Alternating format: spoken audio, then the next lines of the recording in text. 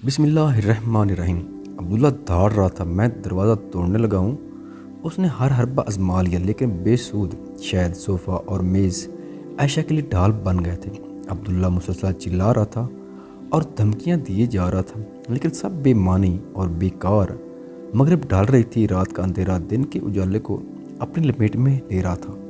عائشہ نے کھڑکی کے پاس آ کر باہر آسمان کو دیکھا اور مغرب ادا کرنے لگی۔ قبر میں لگے گھڑیال کی ٹک ٹک اس کے روح کو چھلنے کیے جا رہی تھی۔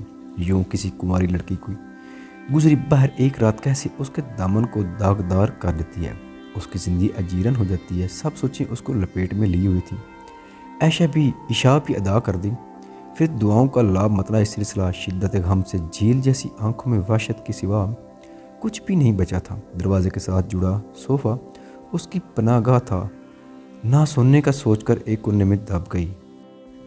عبداللہ نے بھی ہتھیار ڈال دیے۔ اس کو بھی اپنی شکست کا اندازہ ہو چکا تھا۔ اس کو پتہ چل چکا تھا کہ اس کا واسطہ کسی عام لڑکی سے نہیں پڑا۔ یہ لڑکی تو ڈٹ جاننے والوں میں سے ہے، یہ تو اپنی آخری سانس تک مقابلہ کرے گی۔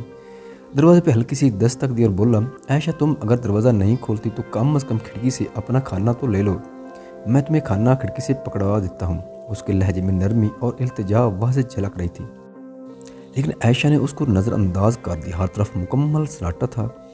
عائشہ کی زندگی کی سب سے بڑی بھیانک رات، خوف کی شدت سے نہ سو سکتی تھی اور نہ بیٹھنے کی ہمت باقی تھی۔ نہ جانے رات کے کون سے پہر نیند میں چلی گئی، نیند میں بھی کتنی دفعہ خوف سے ہڑبڑائی۔ باہر عبداللہ پیچ و تاب کھا رہا تھا، اس سے نیند کوسوں دور تھی۔ اس کے سارے منصوبے پہ پانی پھر چکا تھا۔ اپنی عیش کے لیے جو سامان وہ لایا تھا سب دھرا کا دھرا رہ گیا۔ آوارہ مزاج عبداللہ ہارے ہوئے جواری کی طرح بے بس و مجبور ہو چکا تھا۔ رات 12 بجے سمیر کو کال کی، ساری رودات سنائی۔ یار تجھے میں نے سمجھایا تھا باز آ جا، پر تو نے میری ایک نہ سنے۔ سمیر شدید غصے میں تھا۔ بچے اگر یہ مرا گئی تو یہ سب تیرے پلے میں آئے گا، کیونکہ وہ تیرے گھر میں مری ہے اور تیرے بڑے بھیا کو پتہ چلا تو بچے پھر کہیں اور ٹھکانہ ڈھونڈ لینا۔ میں کیا کروں پھر؟ اس کو اس کے گھر چھوڑ کے آؤ اور پاؤں پکڑ اس کے ماں باپ کے، ورنہ جیل کی سلاخوں کے پیچھے خود کو دیکھ۔ میڈیا کو خبر ہو گئی تو اتنی بڑی کاروباری شخصیت کا چھوٹا بھائی کیا گول کھلا رہا ہے، تو بچے سب کچھ کا ذمہ دار تو خود ہوگا۔ پر یار میں حقیقت میں اس لڑکی سے محبت کرنے لگا ہوں، عبداللہ شکستہ لہجے میں بولا۔ سمیر کو اور تپ چڑھی، اپنے کرتوت دیکھ، پہلے تو قابل ہے اس کے، وہ پاک دامن دوشیزہ اور تو ہر ڈال کا بھمرا۔ میں تجھے لکھ کر دیتا ہوں، وہ کبھی قبول نہیں کرے گی تجھے۔ اس سارے وقت میں تجھے اندازہ نہیں ہوا وہ کیسی لڑکی ہے؟ نالائق، گدھا، نکما دوست۔ سمیر اپنے دل کی بڑاس نکال رہا تھا۔ میں سننے جا رہا ہوں تو پہرا دے اپنی محبوبہ کا۔ او یار بات تو سن۔ عبداللہ نے منہ کھولا ہی تھا، سمیر نے کال ڈسکنیکٹ کر دی۔ اگر اس نے خودکشی کر لی تو؟ نہیں، میرے خیال میں ایسا نہیں کرے گی۔ عبداللہ نے خود کو تسلی دی۔ سگریٹ کی پوری ڈبیا پھونک دی۔ وسکی اور بیئر اس کا منہ چڑھا رہی تھی۔ بے جا لاڑ پیار اور مال کی ریل پیل نے اس کو ان تمام چیزوں کا عادی بنا دیا تھا، لیکن آج سب کچھ بے معنی تھا۔ کوئی بھی چیز اس کے دل کو سکون نہ دے پائی۔ لاکھ کوشش کے باوجود بھی وہ پچھتاؤں کی دلدل میں دھنستا چلا جا رہا تھا۔ اگر لوگ بلواؤں دروازے توڑنے کے لیے تو پورے گاؤں کو پتہ چل جائے گا۔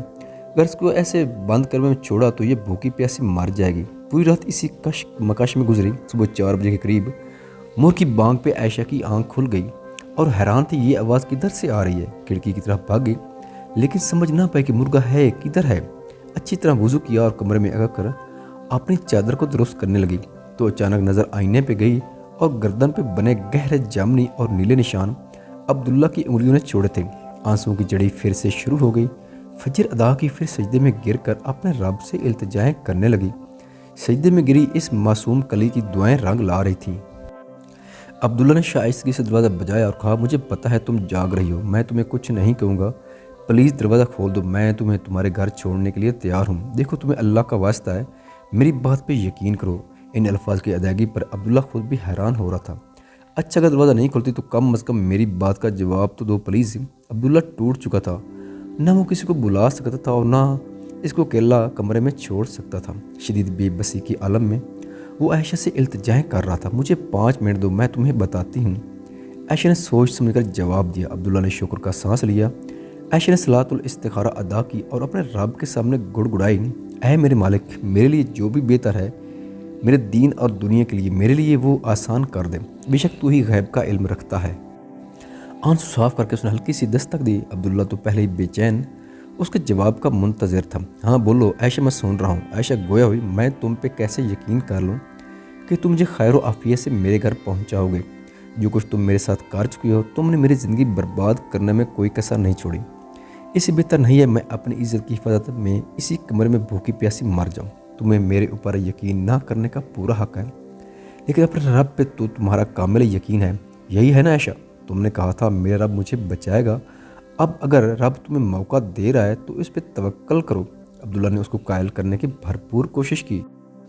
ہاں مجھے اپنے رب پر کامل توکل ہے، لیکن میں کچھ باتیں طے کرنا چاہتی ہوں۔ تمہیں وعدہ کرنا ہے کہ تم مجھے ہاتھ نہیں لگاؤ گے، میرا نقاب نہیں اتارو گے اور مجھ سے دور ہو کر بات کرو گے۔ اگر منظور ہے تو ہی میں دروازہ کھولوں گی۔ جواب دو، اب چپ کیوں ہو گئے ہو؟ اور یاد رکھنا مجھے تم پر رتی برابر بھروسہ نہیں ہے۔ ہاں مجھے منظور ہے، سب تمہیں کوئی شکایت نہیں ہوگی۔ عبداللہ نے شکستگی سے جواب دیا۔ عائشہ نے اللہ کا نام لے کر اپنا حجاب درست کیا اور نقاب پہنا اور پھر میز اور صوفے کو پیچھے دھکیلنا شروع کر دیا۔